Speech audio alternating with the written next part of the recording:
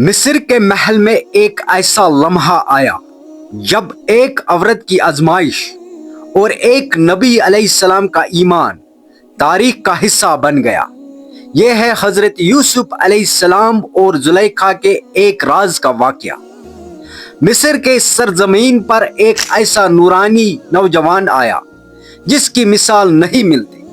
حضرت یوسف علیہ السلام جن کے چہرے پر اللہ کی طرف سے عطا کیا گیا ایک خاص نور تھا، ایسا نور جو دلوں میں اتر جاتا تھا مگر آنکھوں کو کھیرا نہیں کرتا تھا۔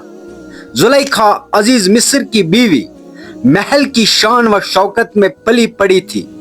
اس نے دنیا کی ہر نعمت دیکھی تھی مگر حضرت یوسف علیہ السلام کی کردار، صبر اور پاکیزگی جیسی نعمت اس نے کبھی نہیں دیکھی۔ وہ جانتی تھی کہ یوسف علیہ السلام صرف خوبصورت نہیں بلکہ رب کے خاص بندے ہیں۔ وقت گزرتا گیا، محل کے دیواروں کے پیچھے ایک راز پل رہا تھا، ایک ایسا راز جو صرف اللہ جانتا تھا۔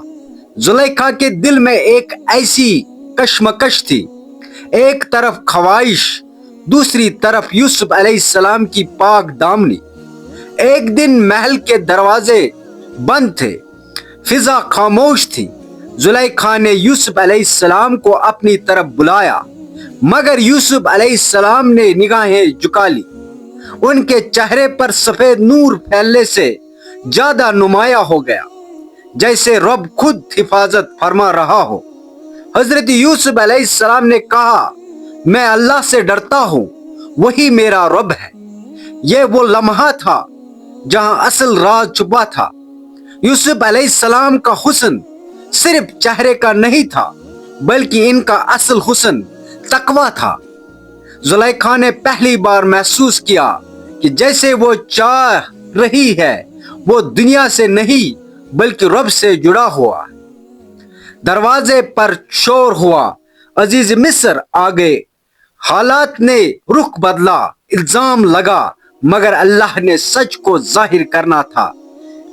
قمیص پیچھے سے پڑی ہوئی تھی، پھر راز کھلا۔ زلیخا کا دل ٹوٹ گیا مگر اس کے اندر ایک نئی روشنی نے جنم لیا۔ اس نے جان لیا کہ یوسف علیہ السلام کا انکار نفرت نہیں بلکہ اللہ کی اطاعت تھی۔ وقت گزرا، یوسف علیہ السلام قید میں گئے مگر نور قید نہ ہو سکا۔ برسوں بعد جب حضرت یوسف علیہ السلام مصر کے خزان کے نگہبان بنے، زلیخا کمزور، بوڑھی اور ٹوٹی ہوئی تھی۔ وہ دوبارہ سامنے آئی۔ اس نے بار نہ خواہش تھی نہ غرور، صرف ندامت۔ زلیخا نے کہا، آج میں مان گئی، اصل حسن تمہارا نہیں تمہارے رب کا ہے۔ یہ وہ راز تھا، یہ عشق کا انجام نہیں تھا بلکہ ہدایت کی ابتدا تھی۔